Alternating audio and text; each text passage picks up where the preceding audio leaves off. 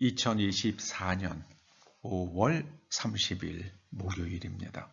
오늘 로마서 강해 38번째 꼭지는 로마서 10장 1절에서 3절까지의 말씀입니다. 먼저 말씀을 함께 봉독하십니다. 형제들아, 내 마음에 원하는 바와 하나님께 구하는 바는 이스라엘을 위함이니 곧 그들로 구원을 받게 함이라. 내가 증언하노니 그들이 하나님께 열심히 있으나 올바른 지식을 따른 것이 아니니라. 하나님의 의의를 모르고 자기 의의를 세우려고 힘써 하나님의 의에 복종하지 아니하였느니라. 사도 바울은 하나님께 굉장히 기도한다는 겁니다. 이스라엘의 구원을 위해서 기도한다는 말씀을 해요. 이스라엘이 구원을 받아야 하는 이유가 뭘까요? 그들이 올바른 지식을 따르지 않고 있기 때문입니다. 열심은 있어요. 하나님을 섬긴다고 열심을 내요. 그런데 방향이 틀렸어요. 올바르질 않아요. 왜 그렇게 됐을까요? 하나님께서 옳다고 하시는 것을 옳다고 믿고 따르는 것이 아니라 자기들이 옳다고 생각하는 그것을 따라서 하나님을 믿기 때문입니다. 그래서 죄의에 열심을 내요. 그런데 결국 하나님께서 이스라엘에게 기대하시는 삶과는 점점점 멀어지는 겁니다. 그게 지금 이스라엘의 현실이잖아요. 그러니까 사도 바울 자신도 그랬고요. 이스라엘 전체가 이 땅에 오신 하나님의 아들을 십자가에 못 박아 죽이잖아요. 왜요? 하나님께서 옳다고 하시는 것이 무엇인지를 몰랐기 때문입니다. 올바른 지식을 따른 것이 아니라는 말이 바로 그 의미입니다. 예를 들어 봅니다. 왜 그렇게 됐는지 예를 들어 봅니다. 여러분, 누군가가 오른쪽을 보라는 말을 듣고 오른쪽을 봤다고 생각하십시다. 네, 그렇게 한번 가정을 해봅니다. 같은 위치에 서 있을지라도 동쪽을 바라볼 때의 오른쪽은 남쪽이 됩니다. 그런데 그 사람이 서쪽을 바라볼 때의 오른쪽은 북쪽이 됩니다. 같은 위치에 있을지라도 내가 바라보는 방향, 나의 시선, 방향, 나의 관점에 따라서 오른쪽은 180도 달라집니다. 그래서 시선, 관점, 이게 중요합니다. 관점이 운명을 좌우합니다. 그 제목을 관점이 운명이다. 이렇게 정했습니다. 이스라엘 사람들의 관점은 세상을 보는 눈, 그건 자기들의 관점이에요.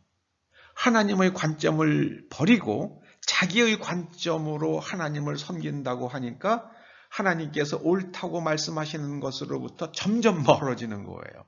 급기야는 하나님의 아들이신 예수님을 십자가에 못 박아 죽이기까지 합니다. 인간의 이런 실존의 비극성을 보여주는 성경 말씀이 바로 창세기 3장의 선악과 사건이죠. 이 선악과 사건의 본질은요, 사람의 관점이 바뀌면 생각과 믿음과 행동이 바뀐다는 것을 보여주는 겁니다. 하와가 뱀의 말을 듣고 하나님의 관점에서 뱀의 관점으로 바뀌잖아요. 관점이 바뀌고 나니까 이 선악을 알게 하는 나무 열매가 보기도 좋고 먹기도 좋고 좋아 보이고 맛있어 보이고 그거 먹으면 심지어 사람이 똑똑해질 것 같아요. 그래서 그걸 먹잖아요. 근데 참 우리가 깊이 생각해야 될 게 하나 있습니다. 창세기 2장과 3장에서 선과 악으로 번역된 히브리 말이 각기 토브와 라예요.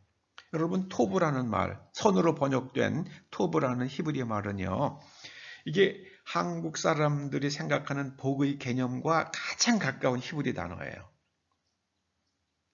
그 뜻이요, 번성하고 잘 되는 거예요. 번성하고 잘 되는 겁니다.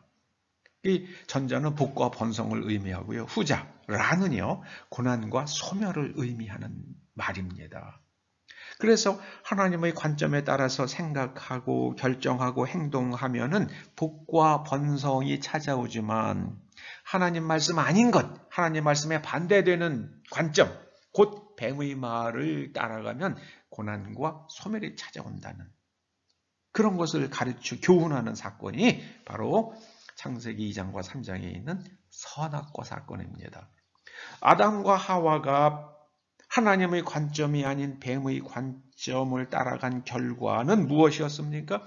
그들의 삶의 환경이 척박해지고 그들이 에덴 동산에서 추방되죠. 에덴의 뜻이 기쁨이잖아요. 삶에서 기쁨이 사라졌습니다. 그리고 그들의 큰아들 가인이 작은 아들 아벨을 돌로 쳐 죽이는 비극이 일어났어요. 여러분, 가인은 자신의 재물을 하나님께서 받지 않으셨으면 자기 자신을 고쳐야 되잖아요. 근데 왜 아벨을 죽입니까? 아벨은 아무 문제가 없잖아요. 그럼 아벨은 너 하나님께서 네 재물을 받으신 걸 보니 너는 참 잘했다. 내가 너한테서 배워야겠다. 그리고 하나님께 나아가서 하나님 제가 무엇을 잘못했기에 저희 재물을 받지 않으셨습니까? 하고 하나님께 여쭙고 그걸 고쳐야죠. 그리고 아벨을 배워야죠. 그런데 아벨을 질투의 대상으로 삼고 그리고 아벨을 죽입니다. 관점이 나빠지면은 그런 살인도 저지르는 겁니다. 그리고 가인이 어디에서 삽니까? 놋이라는 땅에 가서 살아요. 놋. 먼저 땅 이름이 있었는지는 아니면 그가 가서 거기서 살았기 때문에 놋이 됐는지 모르겠어요. 근데 놋이라는 말의 뜻이요. 유리함이에요. 유리함. 유리하는 사람이라는 여기저기 떠돌아다니는 떠돌이에 해당되는 말이 불어가 에뜨랑제잖아요.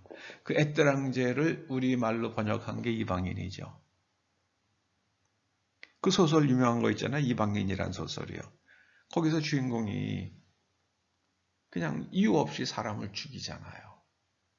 저는 젊어서 그 소설을 읽을 때는 몰랐습니다만은 제가 이제 성경을 연구하고 나서 유럽을 좀 이해하고 그 소설을 생각해 보면은요. 하나님의 관점을 버린 하나님을 떠난 유럽인들의 마음이 에뜨랑제가 됐어요. 에뜨랑제가. 그러니까 이유 없는 살인을 저지르는 겁니다. 그래서 하나님을 떠난 결과는 이유 없는 살인이에요. 가인이 저지른 이유 없는 살인. 똑같잖아요. 그게 바로 에뜨랑제. 유럽인들의 운명입니다. 그러고 났더니 2차 대전, 1차 대전, 2차 대전이 일으켰죠. 그리고 그 앞서서는 불란서 혁명이라는 그 피바다, 인류 최악의 비극 중에 하나인 불란서 혁명이 있었죠. 또 불란서 사람들이 그 앞서서는 바돌로미오의 축일에 그냥 그 피바다예요. 불란서 사람들은 피바다예요. 뻑하면 피바다예요. 어떤 불란서 사람들 좀 섬뜩해요. 여러분, 하나님의 관점을 떠난 유럽인들의 운명이요. 지금 자꾸만 쇠약해 가잖아요. 저는 관점이 운명이라는 이 말씀, 하나님께서 오늘 우리들에게 깊이 생각하라 주십니다. 하나님의 말씀의 눈으로 우리 자신과 우리 자신의 행동을 살피고 대한민국의 정치인들을 살피고 다른 나라가 우리에게 하는 것을 살펴서 여러분 우리가 후손들에게 토부의 나라, 복과 번성의 나라 물려줄 수 있기를 간절히 소원합니다. 기도하시죠. 성령 하나님, 저희들이 나의 관점을 버리고 하나님의 관점을 가질 수 있도록 기름 부어 주시옵소서. 우리의 힘으로, 우리의 능으로 되지 않사오니 성령님께서 내주하시며 우리의 관점을 바꾸어 주셔서 그 기름 부어 주셔서 우리가 하나님의 관점으로 우리의 인생과 세상을 바라보고 복과 번성에 이르게 하여 주시옵소서. 우리의 자손들이 그리 되게 하시며 이 교회와 이 민족이 그리 되게 하여 주시옵소서. 예수님의 이름으로 기도드립니다. 아멘.